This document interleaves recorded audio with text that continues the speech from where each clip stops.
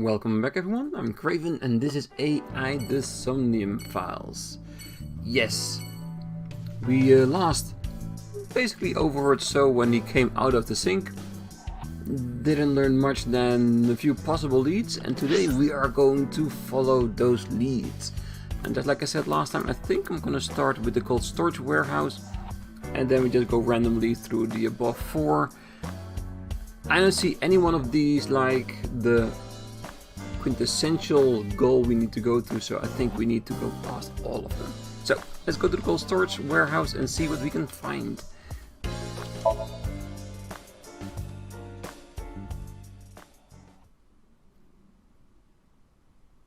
Cold storage warehouse, Monday. With Aiba in my left eye socket, I walked into the cold storage warehouse. I could see my breath. I looked around, shivering. Nothing seems changed from last night, though. A switchboard. Nothing seems out of the ordinary. The switchboard installed in the back of the warehouse. You first arrived here yesterday at 9 p.m. At that time, lying on this workbench was... Iris's dead body, covered with a white cloth. But the second time... The corpse was gone. It was 11:25 p.m., but the body could not have simply vanished. Crime scene investigation was here before 11:25 p.m. When did they arrive? According to the report, 10:30 p.m., after we finished sinking with So. It took them an hour and a half to get here? Correct. Why did it take them so long? Unknown. The report does not specify. It is weird. If you call in for a dead body, that seems like extremely urgent. And then it take an hour and a half? Perhaps a result of outside influence. I was thinking the same thing, Aiba. Outside influence?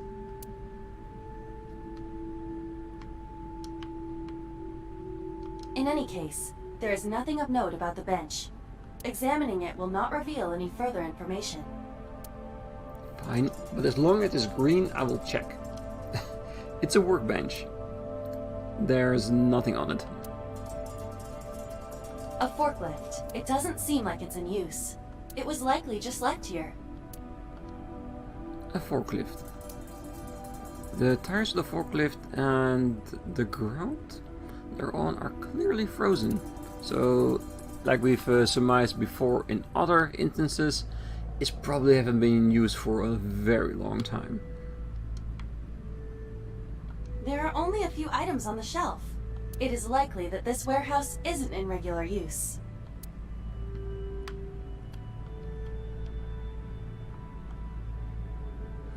The store space is not in use. A forklift. Nothing seems out of the ordinary. A normal forklift that isn't stuck to the floor. A crane on the ceiling. Nothing has changed. The crane on the ceiling. I don't know where my cursor is going to the side the entire time, but yes. There are numerous cardboard boxes on the shelves. There is nothing abnormal about them. Shelves packed with cardboard boxes.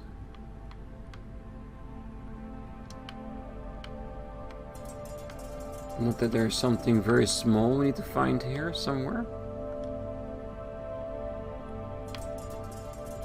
Hi, I'm Jemimon. Aiba, the jokes, you've gotta stop. You gotta seek help.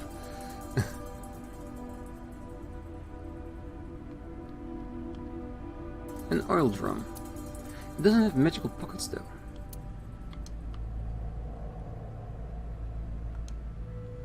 There's a cardboard box on the floor. There's nothing in it.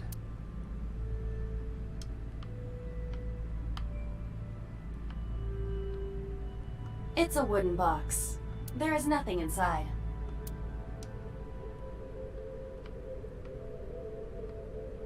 Ah, the ice cutting machine. That machine is used to cut ice. Do they store ice here? An ice cutting machine. Do we see anything else here. Because I was actually hoping that the game would tell us like, oh, you've watched everything, you can go now. Now I feel like there might still be here something that I need to watch. No, I think we have... oh wait. An empty box on the shelf, okay. We searched the warehouse again, but we didn't find anything useful. Nothing. But finding nothing may, in fact, be something. What do you mean? I was just thinking out loud. Let's get going. Date, your temperature is dropping.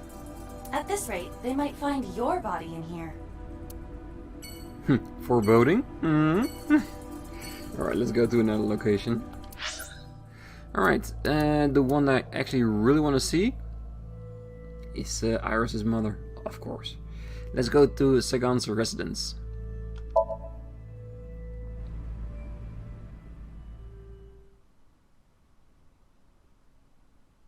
Sagan residence, Monday. I apologize for yesterday. I arrived uninvited. No, I'm grateful. Thanks to you, Mizuki has her voice back. No, I didn't do anything. Alright, yeah, you did a lot. And you have a lot in your home, so let's check it all out. Hitomi is sitting on the sofa.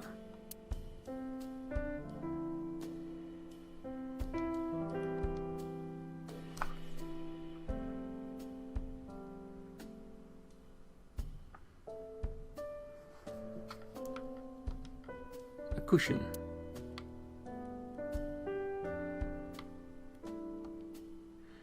A blooming winter iris.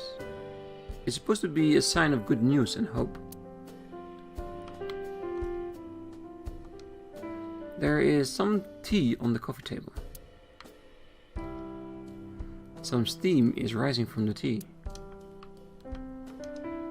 You can see the trees and sky outside.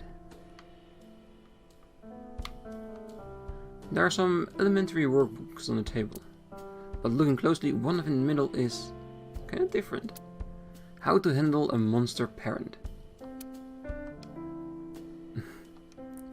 Yeah, it's probably how to deal with monsters as Iris. There are pineapples growing in the corner. That's what I thought anyway, but then I realized it was just a plant. A normal, regular plant. A speaker system. A wooden shelf.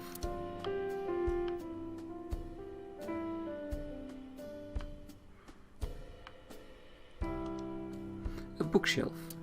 There are no books in it, but it's definitely a bookshelf. Like a ski resort with no skiers. Bookshelf by the wall. There's a calendar and a strange object on the shelf. It's a shoebox. A clock. The lights are off.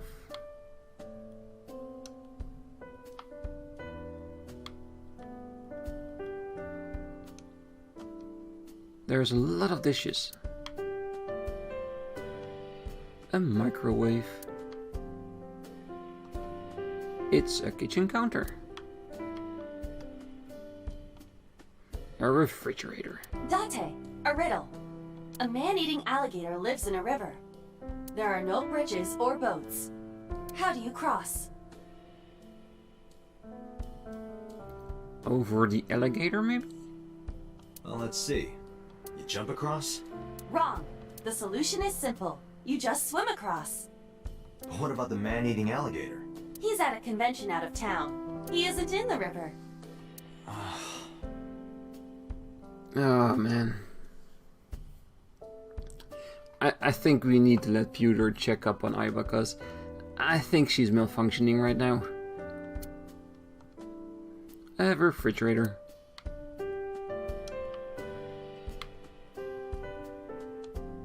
A telephone in the corner. I've been wondering about that picture. Iris drew it when she was 12. That's you on the left and Iris in the middle, correct? Yes, And who's on the right? the man I was dating at the time.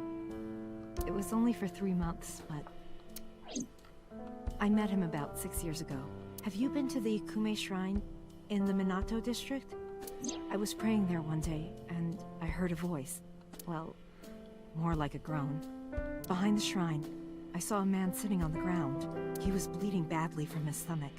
I took out my phone to call an ambulance, but he grabbed my wrist, and he held me, and then he kissed me. I was shocked, but when I stared into his eyes... The only thing I could remember was... 89. Then I heard footsteps, and then a bunch of men yelling. They were looking for him. When the voices and footsteps faded, he let me go. Don't call an ambulance, and don't call the cops. I knew he had to be a criminal, so I took him to an underground clinic I knew. You took him to a mob doctor? Renju's friend. I only met him once.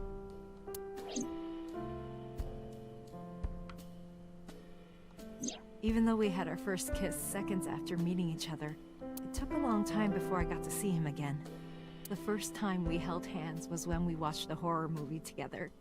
The first time I took his arm was when we went to a haunted house in an amusement park. But I wasn't the one who grabbed him.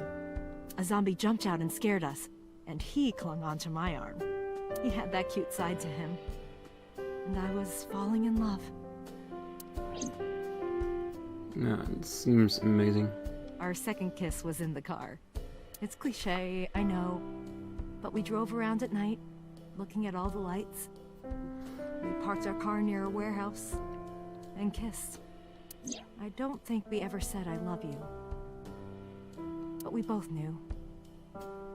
We were getting closer and closer. Okay. I introduced him to Iris about a month after I first met him. Iris never had a father figure in her life before. She warmed up to him immediately and treated him like a real dad. From then on, it was always the three of us together. We would go to the beach, to the river, the zoo, the amusement park. Going to barbecues with another person was a new experience for me and Iris. Everything felt so fresh. Every day was so exciting. Oh, sorry. You asked about the picture. He wanted to make okonomiyaki one day. He was working with the hot plate. It was ridiculous. He was trying to flip one, and it flew up in the air and landed right on my head. Iris saw the whole thing and laughed and laughed. I hadn't seen her laugh like that in a long time. I was having so much fun that I put an okonomiyaki on their heads too. Plop, plop.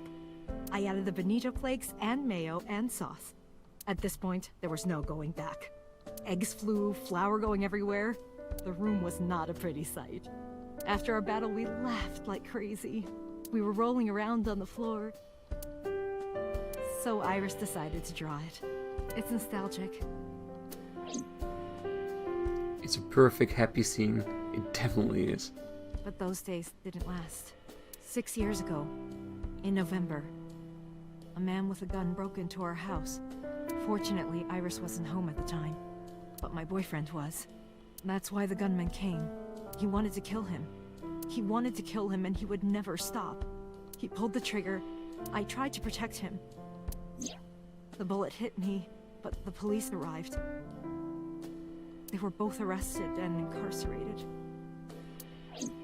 Why was he after your boyfriend? Before he met me, he committed some terrible crime. I don't know the details, but it was awful. So he became a target for underworld criminals. I don't know exactly why, but I know that he betrayed them in some way. May I ask you something? Of course. I had heard that that incident was a random break-in gone wrong. Oh. That's not true. I lied about it at the time, because of Mizuki. Mizuki is Iris's friend. If she found out, Iris would find out too. I didn't want Iris to know. Know what? That I was dating a criminal. He was her father figure. Iris looked up to him. if she found out about his past. Yeah, that might change almost everything. Alright. Well, in the next episode, I'm definitely gonna reinstall my controller because it's bugging the hell out of me. But it's not ruined the game in any part, so let's just continue on with it. There's a drawing on the wall. Iris drew it when she was 12. Yeah, and we are learning a lot about the connection between Hitomi and number 89. Everything but his name. There's a door in the back of the room.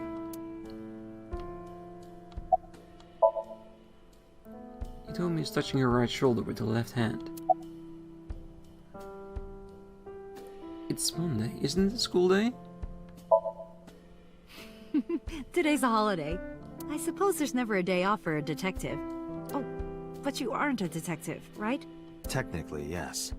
But I still deal with crime. I see. Today is a holiday. You forgot too, didn't you?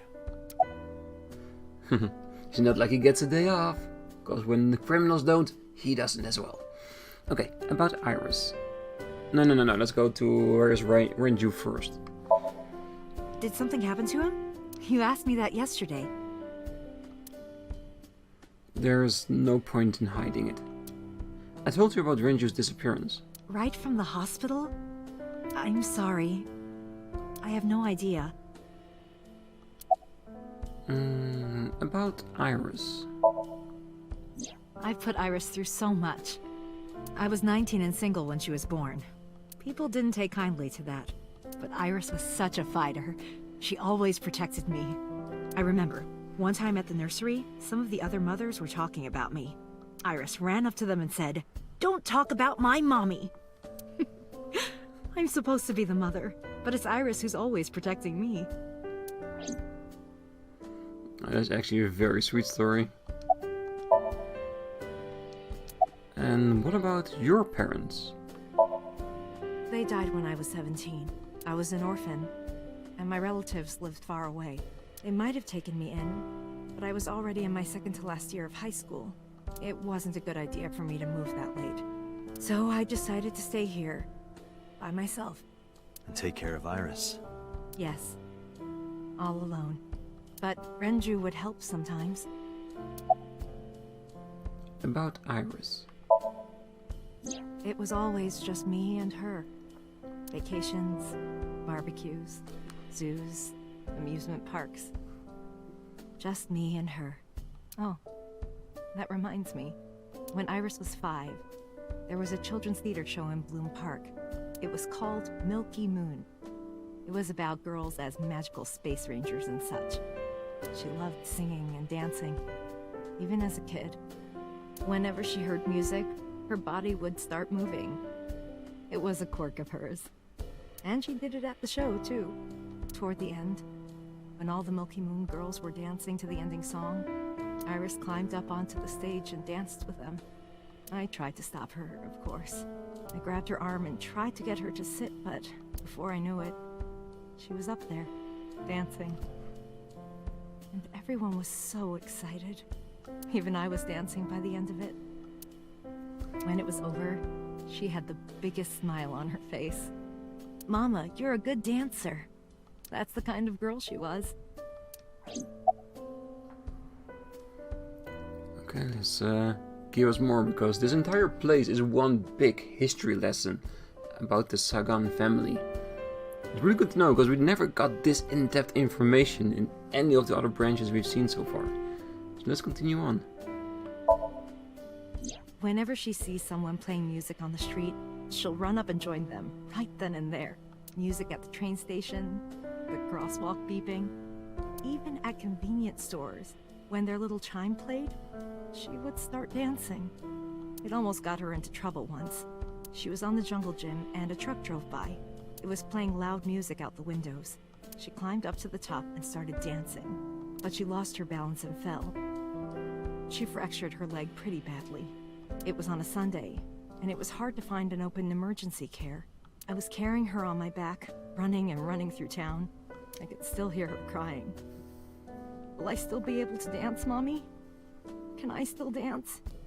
She cried and cried into my shoulder. It was the only time she ever cried so much. No, that's not true. There was one other time. Yeah. When 89 left them.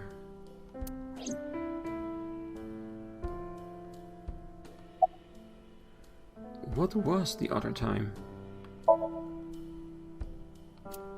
6 years ago, I was the victim of a shooting. After the surgery, Iris came in running, and she was sobbing. Mommy, don't die! Don't die! Please don't die, Mommy! Don't die!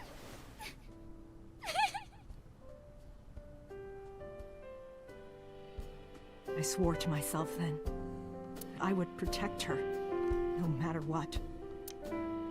Iris is everything to me, more important than my own life.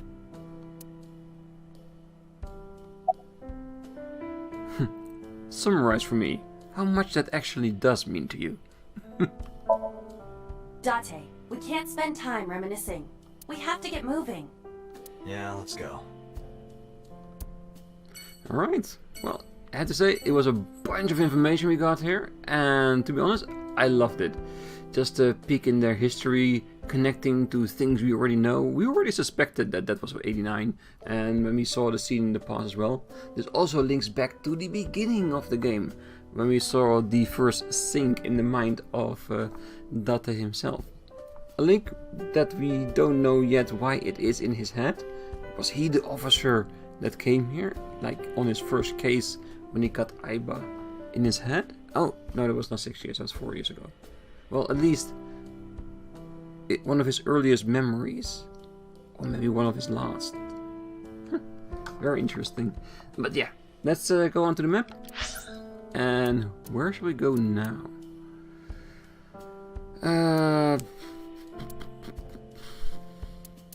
Let's go to the So residence, because there's not a lot of things that we need to scan around, so it would fit quite nicely in what time we have left.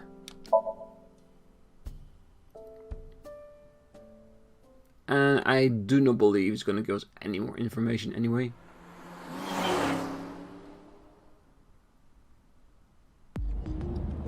So Sajima is a key person of interest in this case. Earlier, the boss cited 3 points of suspicion against him, and I agree with her assessment. I checked the call logs of So's phones. Congressman Sajima has one phone under his name, and a burner phone rented under a fake name. Did you find anything interesting? Unfortunately, no. Really? But I do have something.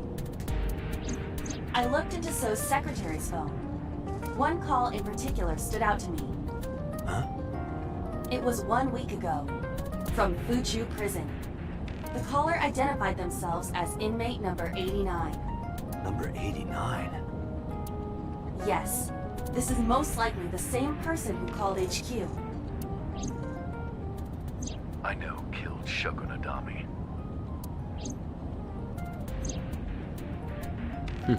Bring him in. I want to scan his mind and roam through there. Alright, let's check the car. The dash. When you crash, the first thing you hit is the dash. Interesting. The dash. Oh yeah, and I'm not acknowledging that joke because it was terrible. The steering wheel.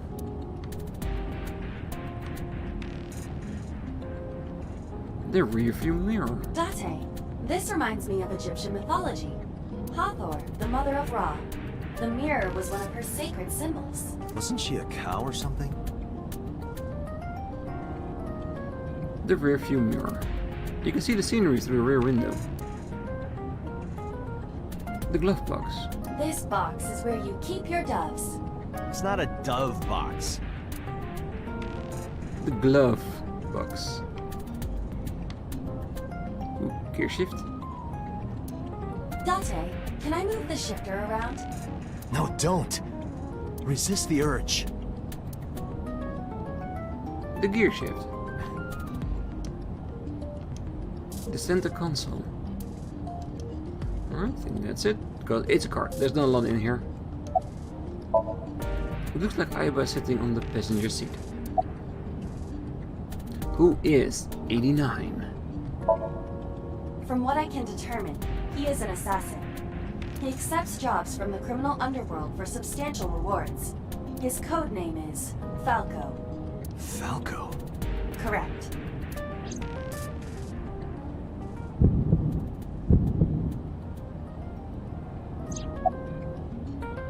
Okay. That hit him somewhere very personal, apparently. Yeah, there is more to the connection to 89 than we've seen so far in End of the Branches, I think. So interesting to see where this will go. And if we will see it in this branch, or if that will be a part of the final scene that we could not continue a few episodes ago. Okay, what's 89's name? Unknown. You don't know? He is not registered in any databases. He could be a foreigner or recent immigrant, but it would be impossible to determine from where. However, I did not detect any accent in his speech. I believe we can conclude that he grew up in Japan. So basically, we do not know, and the government is keeping him a secret. Okay, so what's he in jail for? Murder.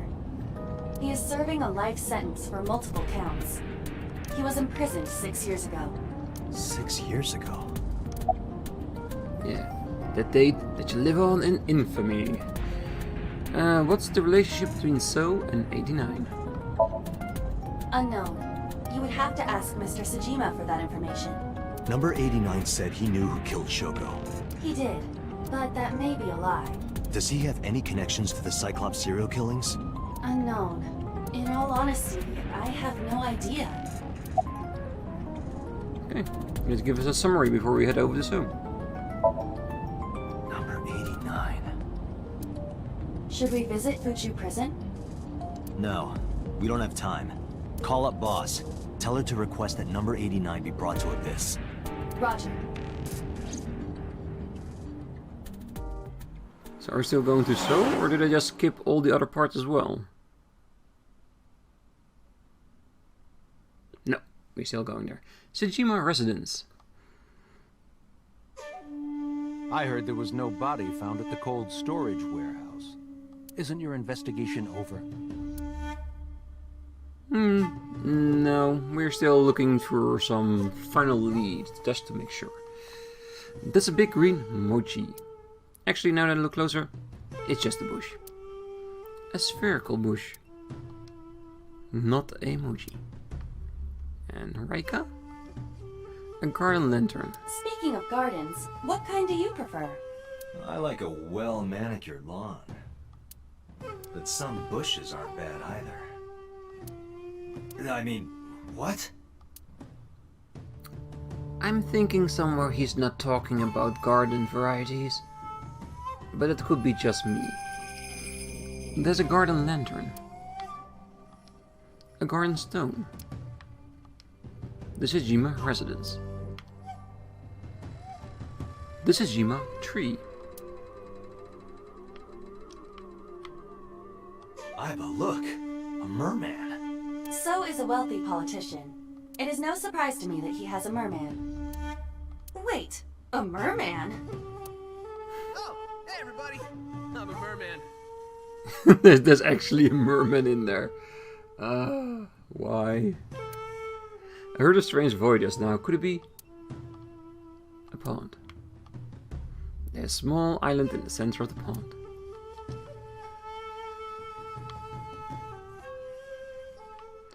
As always, there's not a lot of difference in here. There's a lot of the same things, making it look all and real fancy. There's an arch-shaped bridge over the pond, where So is standing on. So is feeding the koi in the pond. Let's just get the obvious one out of the way, and 89 for last. So why were you at the warehouse?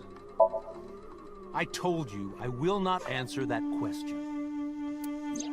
And why not? We didn't find anything there. There's nothing to hide. It appears that he will not respond. About Iris. How many times do I have to tell you?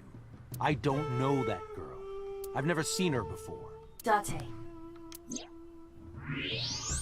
I knew he was lying. This proves it. I am having difficulty determining his motive for lying. After all, Iris was not killed. Maybe he's got a secret with her he doesn't want us knowing. What are you hiding so? Yeah. Maybe he's actually an ASAT fan as well, and he does not want the world to know it. Well, apparently she's very popular in the mob scene. Why did you call Shoko? You are beginning to irritate me. So are you. What did you want to talk to her about? What is the private matter you mentioned? What is your relationship with her? I'll answer your questions when you present a warrant. Yeah, I didn't expect this to lead to any brilliant new discoveries or anything, but yeah. About 89. Number 89? Who is that? An inmate at Fuchu prison. He used to go by Falco. He was an assassin. Odd, finding such a person in Japan. What about him? About a week ago, he called your secretary. I don't know anything about that. He was probably calling for a pardon or some such nonsense. My secretary probably decided it wasn't worth my attention. Don't believe that. He's a politician. He can lie as the best.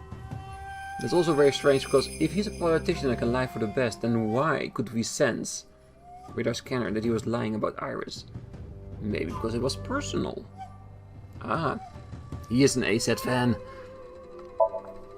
If you need information, you can ask her. I can't help you. Haven't you people got enough? I'm very busy, excuse me. Oh, actually, I do have one more thing to tell you. To be honest, Kaname Date, I don't like you.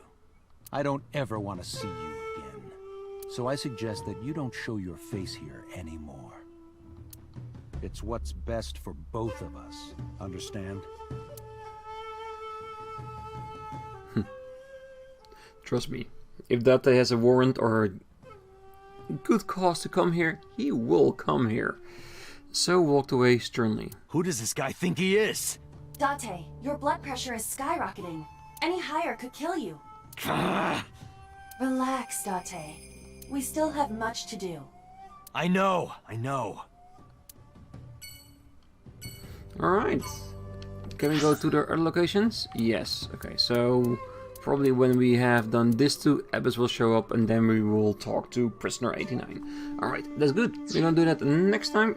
For now, we're gonna leave it here. We got some very, very valuable backstory information in this episode. I love it. Any game that gives me more lore to dive into, to understand the characters better, I love. You can always give me some of those information pieces. Alright, so we're gonna leave it here. Next time we're gonna go to Mama and to Iris and Lemniscate. And afterwards we're probably going to go interrogate number 89 at the prison. And I'm hoping we're gonna scan his ass, because I want to be in that head and see what's happening. And I'm pretty sure we're gonna see Hitomi there as well. Maybe even small Iris, but that's gonna be next time. I hope you will all be there. Until then, I wish you all a great night, morning, day, wherever you are. Till next time. Bye bye.